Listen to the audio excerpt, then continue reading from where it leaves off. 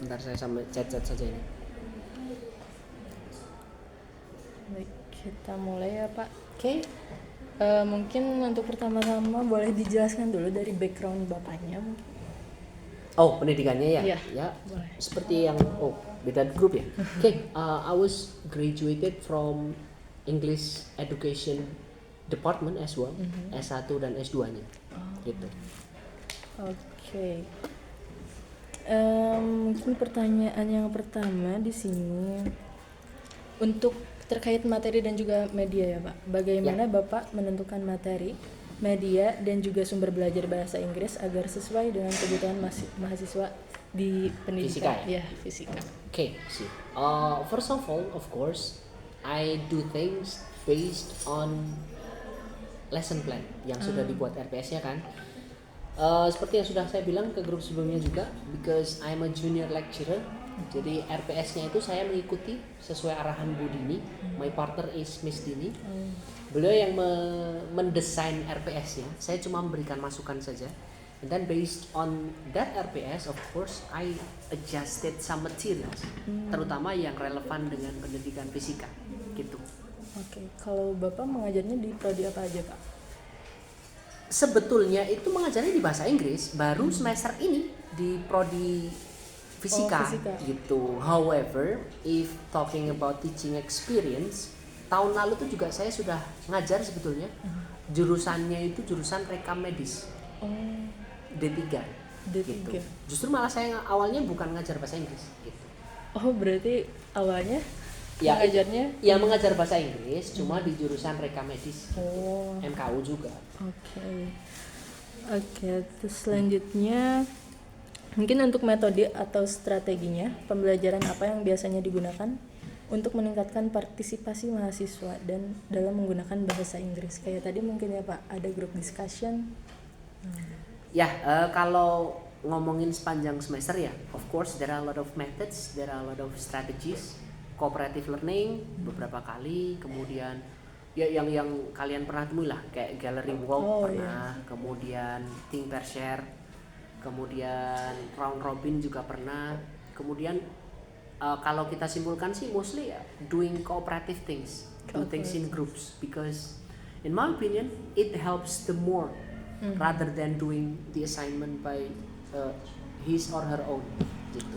Oke, berarti di sini juga mungkin kemampuan speaking siswanya lebih ditonjolkan gitu ya Pak? Sebetulnya to be fair, I teach them all. 4 skills semuanya saya ajarkan, cuma memang tidak mungkin kan kalau kita aplikasikan dalam satu pertemuan tuh 4 skillsnya gitu. Jadi pertemuan tertentu saya kadang kombinasikan tuh, kayak tadi kan ada listening kemudian reading. Di pertemuan lain ada writing sama listening ada, and so on and so forth. Pernah juga yang cuma speaking juga ada, gitu.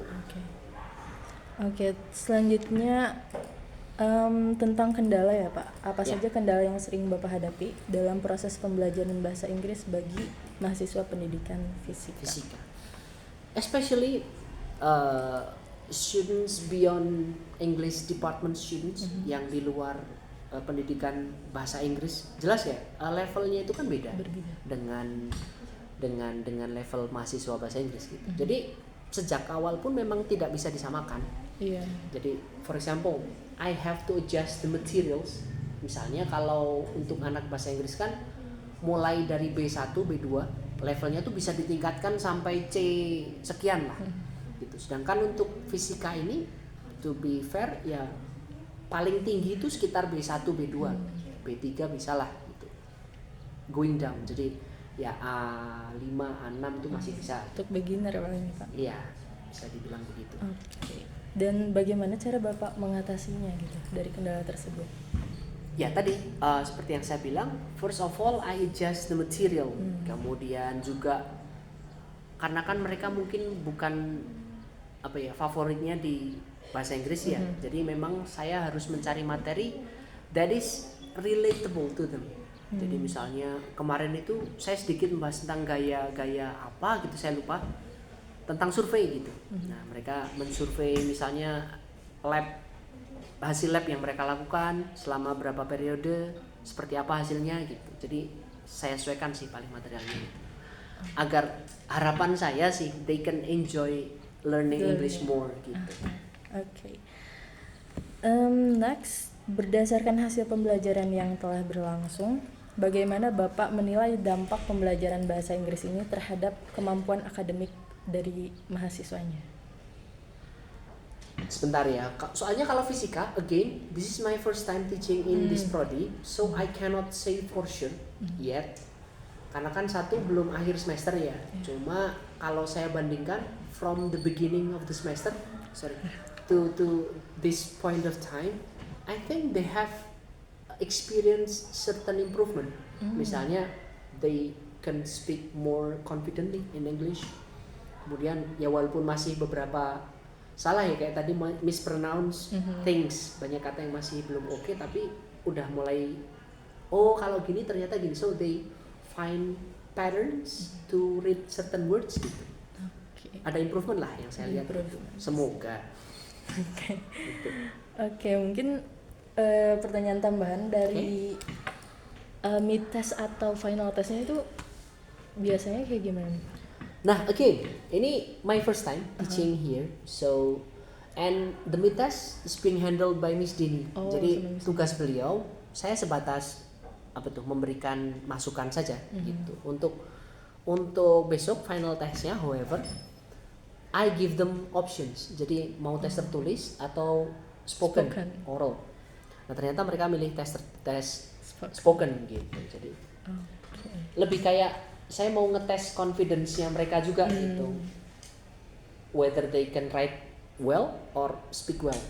Ternyata milih speaking. Let's see. Gitu. Oke, berarti dari assessment-nya itu mungkin dari mid test sama final testnya and aja. of course there are assignments, right? Like this one and other different assignments gitu. Oke, mungkin cukup sekian ya Pak interview dari kita. Terima Sudah kasih. cukup? Sudah cukup. Okay. Paling nanti most likely you belum pernah ya saya ketemu sama saya ya? Belum. Kalian kelas apa sih? A, B, C? Kelas A. Kelas 4A, iya. Kemarin saya ngajar semester 3 critical reading, tapi kelas D sama E kayaknya. Ya. Mungkin kita akan ketemu di semester 6. Gitu. If possible.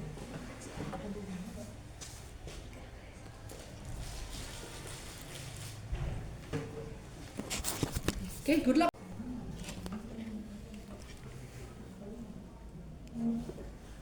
Video.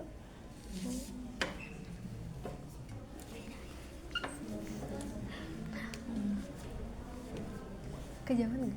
Ini aja ini potret. Gak apa-apa, nanti dialih-alihin aja.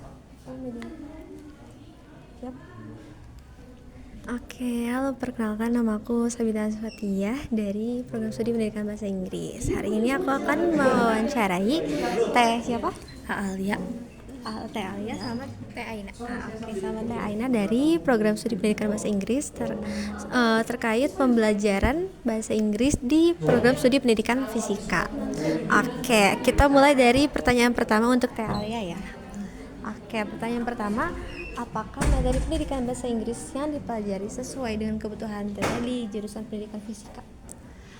Sesuai ya, karena dari awal pembelajaran itu dosennya tuh udah observe apa aja yang kita butuhin.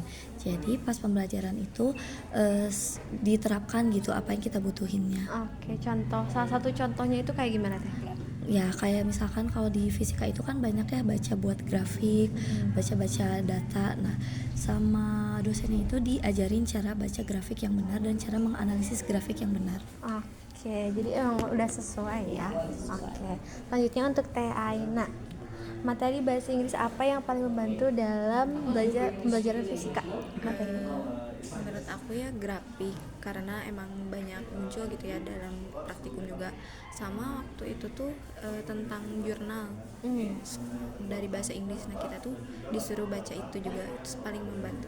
Oke, berarti memang berkesinambungan ya materi yang dipelajari sama bahan ajar yang diajarkan oleh dosennya. Oke, selanjutnya untuk Teteh, media apa yang paling membantu medianya? Selama ini dosen tuh kan ngasihnya medianya itu PPT, dan itu tuh cukup membantu kita sih buat bahan belajar maupun di pembelajaran itu sendiri. Oke, berarti medianya biasanya pakai PPT. Iya. Oke. Selanjutnya untuk Teh Aina. Bagaimana cara dosen menjelaskan materi selama perkuliahan? Metodenya. Metodenya tuh kayak ceramah sama ngasih ngasih contoh langsung sama ngaitin ke hal yang sebelum-sebelumnya juga. Oke, berarti dikaitkan dengan Hal yang sebelumnya. Iya, dengan hal yang sebelumnya. Oke, selanjutnya pertanyaan terakhir untuk Teteh. Dalam kegiatan apa saja Teteh menggunakan bahasa Inggris? Sebenarnya aku tuh jarang ya nggunain bahasa Inggris, tapi kalau misalkan kayaknya di matkul ini aja kayak aku baru pakai bahasa Inggris, lainnya selebihnya itu pakai bahasa Indonesia. Oke, berarti hanya di matkul ini Iya, saja ya jarang belajar banget. bahasa Inggris. Oke, that's good. Oke, selanjutnya untuk Teteh. Apakah kemampuan Teteh dalam berbahasa Inggris meningkat setelah mata kuliah ini? Meningkat. Salah satu peningkatannya contohnya kayak gimana? Dalam baca buku sama banyak dari lagu juga. Oh iya, dalam juga itu mah autodidak berarti ya? Iya. Oke. Terakhir deh buat dua-duanya, apa saran untuk meningkatkan pengembangan pelajaran bahasa Inggris di Prodi Fisika? Mungkin kalau di Prodi Fisika, kalau tepatnya di kelas kita ya, untuk meningkatkan itu mungkin kita harus bisa lebih berani untuk speaking bahasa Inggris, atau lebih banyak lagi baca jurnal, baca apapun itu tulisan dalam bahasa Inggris. Kayak lebih membiasakan dan lebih pede lagi Iya, gitu betul. ya. Kalau dari Tetehnya? Untuk aku tuh lebih banyak ngaitin ke bidang fisikanya sih. Oke, jadi biar benar-benar Ya biar kita tuh ngerti gini. Iya, Soalnya bener-bener banyak selaras gitu. banyak istilah yang susah gitu dalam fisika tuh. Oke, biar benar-benar Bahasa Inggris relate lagi. gitu ya, jadi terbiasa. Oke, mungkin cukup sekian pertanyaan dari aku. Terima kasih karena telah meluangkan waktunya. Semoga bermanfaat. Terima kasih ya Teh. Oke.